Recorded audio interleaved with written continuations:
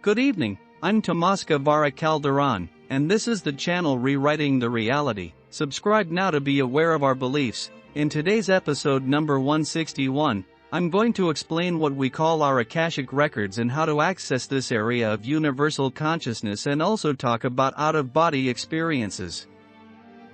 The Akashic records are a reservoir of energy within consciousness, which is quite similar to a worldview.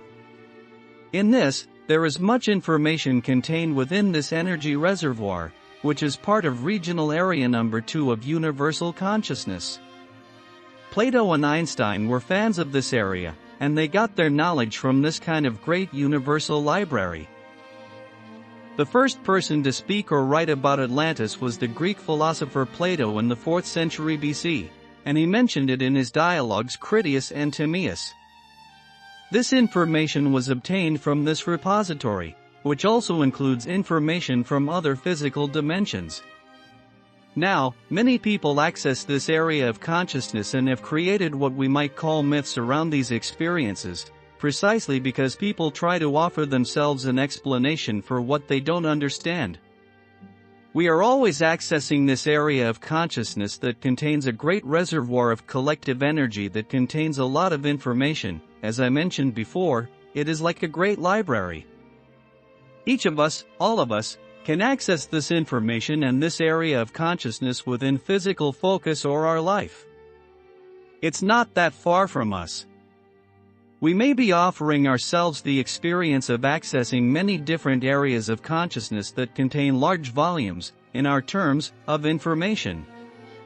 Now, this area of consciousness that holds this reservoir of energy is basically focused on physical focus and information related to physical focus, not necessarily other areas of consciousness.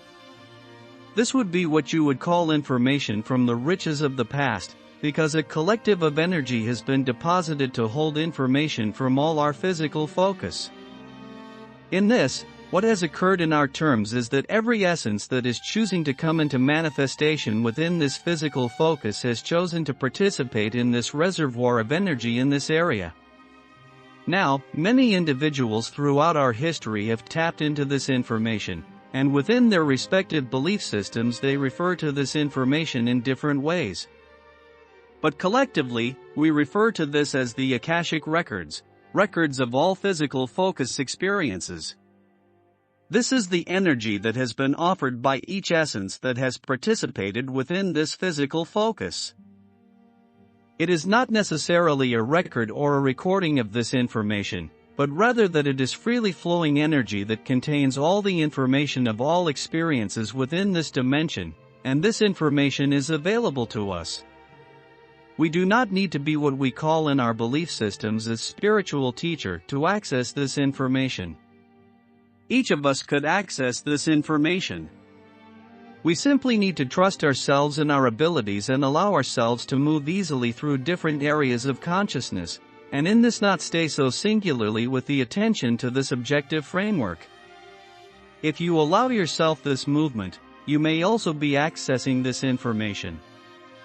In this, access to this information may be very useful and what you consider to be an advantage, since you can access a large part of the stories and all the information of all the people who have occupied this physical area, and all the knowledge within this area. This is not as rare as we think. It's just that people don't recognize what they're accessing. People access aspects of this information quite frequently. They simply do not recognize what they are taking advantage of, but express that this was offered to them, from an external element to themselves. Some are great revelations.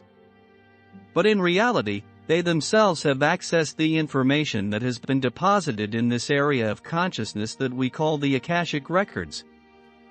In these cases we are allowing ourselves to move in this direction quite freely.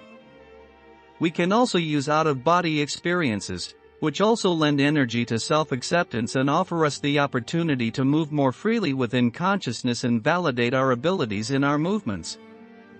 Out-of-body experiences aren't just fun exercises, although they're quite fun.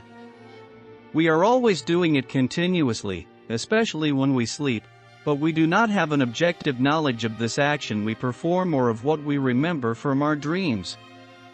Therefore, the goal of these actions is to maintain an objective knowledge of these movements called an out-of-body experience, or a projection. In this, even though we are experiencing fun and freedom, we are also simultaneously offering ourselves a very broad validation of our own abilities, that we have the ability to move freely through consciousness and that we are not hindering ourselves physically, so to speak, that although we possess a physical form, we are not in the way hiding from ourselves. And although we have created an objective physical reality, this physical reality is not the totality of us, and we have much more mobility than we realize, and we have many more abilities and creativity than we allow ourselves to see. Therefore, it is advisable to practice these activities, because they are quite valuable for all of us. It's very important to keep in mind that if someone experiences it and tells you about it, you probably won't believe it because it's not your experience, but if you do experience it, it will be your experience, and it won't be a story but a reality for you. There are many different ways in which we can be participating in this activity, and it is the most recommended because it is of utmost importance that we connect with ourselves, that is, with all the aspects of ourselves, allowing us to see the immensity of the wonderful beings that we are. There is a big difference between what I tell you about past lives or focuses and what you can tell yourself by identifying these past lives. In addition to out-of-body experiences, you can use self-hypnosis to experience past lives, which are not past because they are happening now and are affecting you, and of course you are affecting them as well. Remember that this is the reality. This is what we focus our attention on, and we hold on to this very tightly, and we don't allow ourselves to go beyond what we objectively know. But there is much more available to you, and you are much more than just this objective attention, which you call this present life.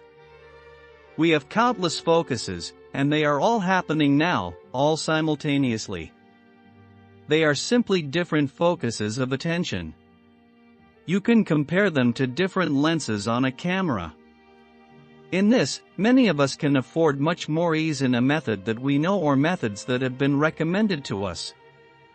You can give it whatever name you want, like regression, going forward, or backward in time, or lucid dreaming. The name doesn't matter. It's all the same. You will be accessing other focus of your essence, which is quite useful. As the interceptions of time and space become more intense, or what we may call bleeding, this will become much more objective and much more affecting, and many people are already experiencing these species of interceptions. We all experience these bleeding. We may not call them that, but we are experiencing bleeds or intersections from other focuses or from other lifetimes, and they are quite influential. You may ask, how do we create our reality? Some may express that they accept that we create our reality, but it is simply a concept and will continue to be so for a while. But you also get baffled as to how you're creating your reality. There are many influences that influence your life or focus, and these influences move you in many different directions.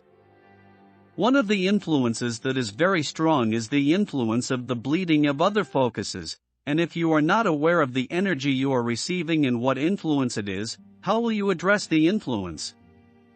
How can you express to yourself how you are creating your reality if you are not moving in the direction of even seeing all your reality? If you don't allow yourself to see other aspects of yourself, how can they approach how you create your reality, or why? If you have fears in certain areas, but these fears seem irrational to you, how can you address an irrational fear? But if you offer yourself the information that this may not be an irrational fear but a drain from another focus or another life, then you offer information to yourself and you can pay attention to this. If you find yourself moving in unusual directions, in your terms, given to extremes in emotions, being quite euphoric at one moment and quite melancholic at another time, you can assign this behavior in psychological terms, but this can also be inadequate as an explanation. You may allow yourself to relate to other focuses of your own, and you can see how you accept the energy of different focuses and how they influence even your moods in certain aspects. Right now, we are experiencing a shift in consciousness, and we are experiencing many things that you may not understand, and you will probably think you are losing your mind, but don't worry, this is just part of the evolution to finally understand how we create reality. Don't forget to subscribe to this channel.